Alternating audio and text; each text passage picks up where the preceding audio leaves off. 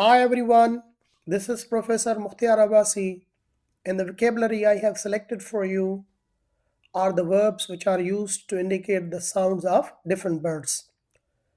So, how these verbs are used and what are the sounds that these birds make? Let's also listen them and learn these verbs one by one. This is called lark. This bird is called lark, and the sound it makes is called singing. It is melodious and musical sound that this bird makes, like the lark sang in the tree and it filled the morning air. Wonderful scene it must be, or it would really be very melodious morning. So how this singing is made by the larks, let's listen.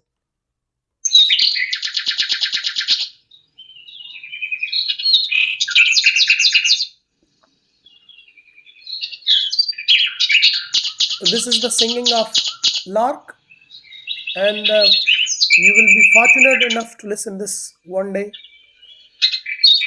I hope you are enjoying it. Now let's listen to the sound of some other bird. This is called canary and this is called redbreast, and the sound that these two birds make is called whistling. The sound of whistling is like the whistling of people also, but little different because this is natural sound that these birds make. And when we use this word in the sentence, like the whistling of canaries is the harbinger of spring, and it brings hope and after the harshness of winter, like that. There are so many different ways we can use this verb. So now let's listen the whistling of canaries.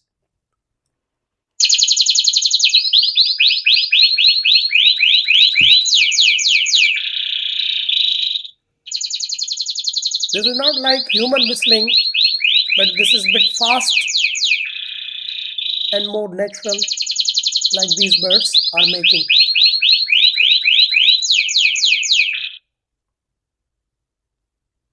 This bird is called swallow, and mostly it is visible in our areas when there is a rainy season, and the sound this bird makes is called twittering or chirping.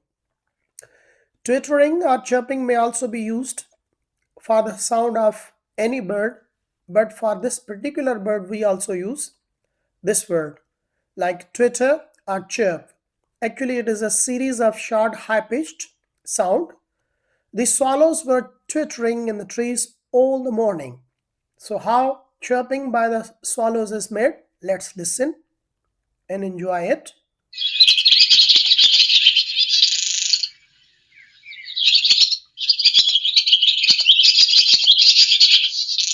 This is the chirping or twittering of swallows. You must be enjoying it. This bird is called nightingale, and the sound of nightingale is called warble. Actually, it is a pleasant, melodious, and a continuous changing sound with varying notes and pitches. That's why if we have a wonderful singer or who has a fabulous and sweet voice, we also call it him or her. Mostly ladies, we call her that she sings like a nightingale. But the word we use in English to show the sound of nightingales is wobbling. Like nightingales were wobbling in the trees. How the wobbling of nightingales is made? Let's listen.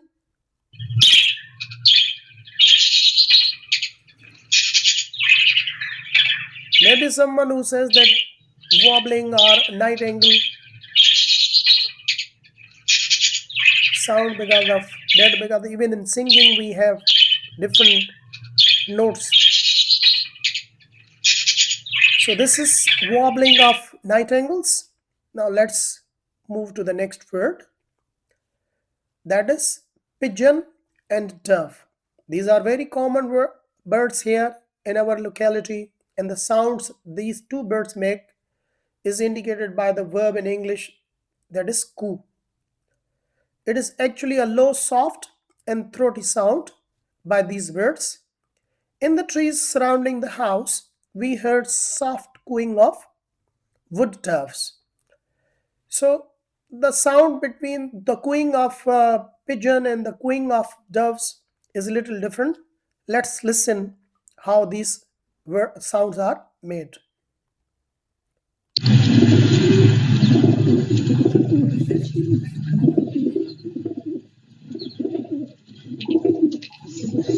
This is the cooing of pigeons. Mostly when they are going to eat the grain, they make that thing, or even if when they are enjoying, they do this sound. But what is the sound of doves and how they coo? Let's also listen.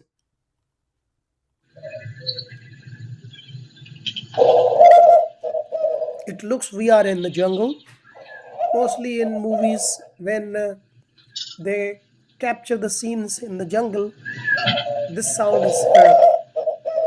Look, this is the cooing of doves.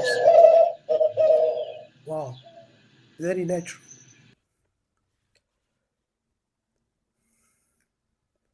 This is raven.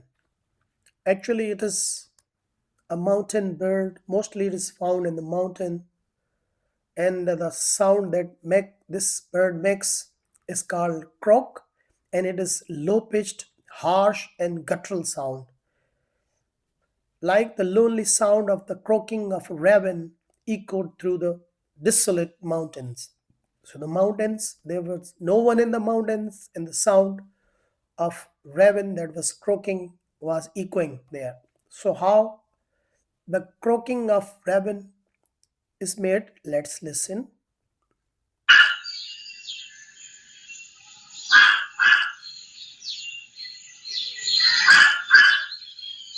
This is croaking made in the desolate mountains. So ravens croak and swans cry. Humans also cry, but the sound of swans is also called cry. This is very common. Swans, almost all over the world, people know these birds and have heard their sounds, but the verb we use for their sound is cry. So, how is this sound made? Let's listen.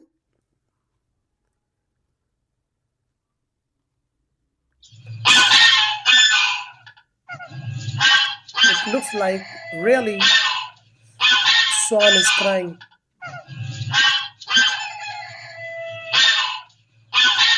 as if someone is coming to destroy swan's nest, and the swan is making this sound. So, from the edge of the lake, we heard the distinct, harsh cry of a swan as it defended its nest.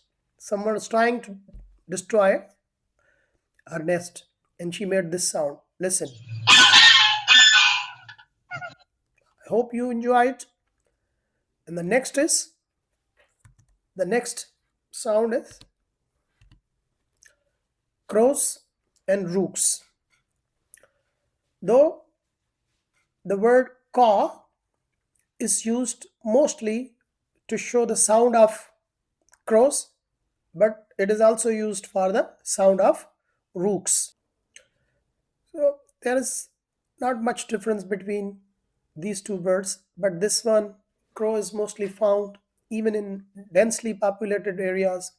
But this bird, rook or rooks, are found in jungles and mountains.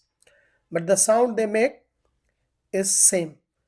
Even we can use the sound of for the sound of swans. We can also use this verb, ka. So how this sound is made by rooks and crows? Let's listen.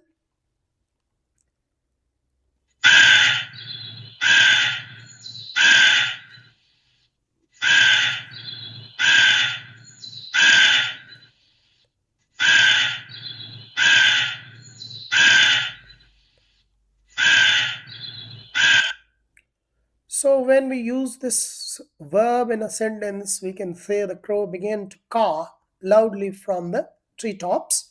So here the word ka is used as a verb and it shows the sound of crow. Or you can also use it for swans and rooks.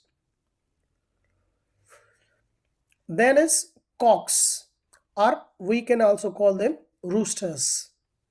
So this is actually the sound these roosters make early in the morning. It is a long sound.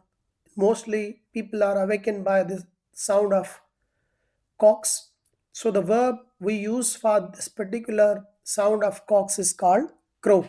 Though even the crow is a noun, is a bird, we earlier discussed it, but it is also verb in English that shows the sound of cocks or roosters. I can say I awoke before cocks started to crow. How the crowing is made? Let's listen.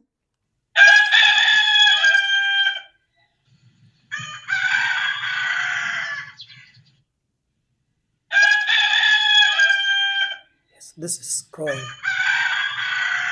I think two roosters are competing with each other. So this was crowing of cocks. Then we have ducks. This is duck, and the sound this bird makes is called quack. Quack, quack, quack, quack. I'm not making very natural sound, but now let's listen the real quacking of ducks.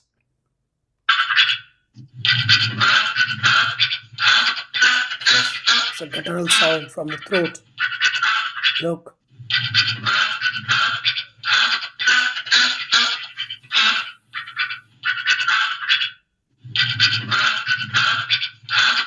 This is quacking.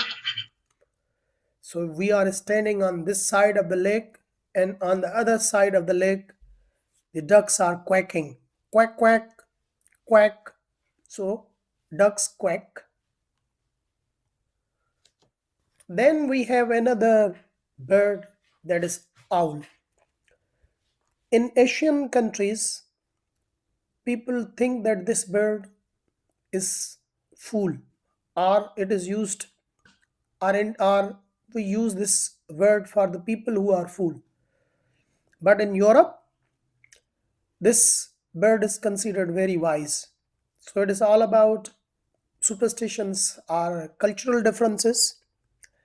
This is a natural bird. No bird can be wise or fool, but it is a nature's gift to all of us.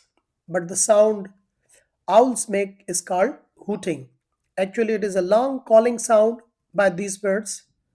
Like we could hear an owl hooting in the woods. So, how owls hoot? Let's listen.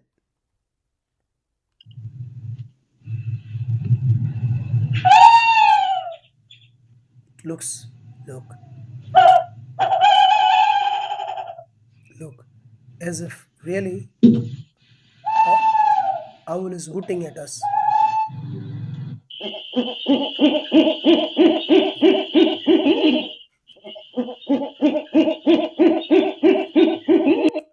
So, this particular sound you heard in English is called hooting. Or if you are using this word or you want to use the verb for the sound of owls, you will choose this one. Now, let's go to the next word, that is parrots. Though the parrots are birds, but the verb we use for their sound is called talking. Maybe it is the verb is used because they try to speak like humans. So this is very common. You must have heard the talking of parrots, but now let's listen it once again.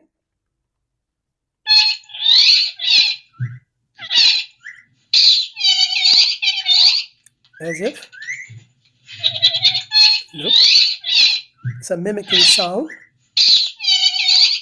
and like there is also human speech included in it, and the parrot is trying to talk. So a talking parrot is kept from the cage. So the sound of parrots in English is called talk. Then we have turkey. The sound or the verb we use for the sound of turkeys is gobble. So turkeys gobble. Like the turkey gobble loudly in the backyard. Sometimes the gobbling of turkey is irritating. Some people are irritated by that sound because there is a shrilling sound in their gobbling that some people don't like. How turkeys gobble? Let's listen.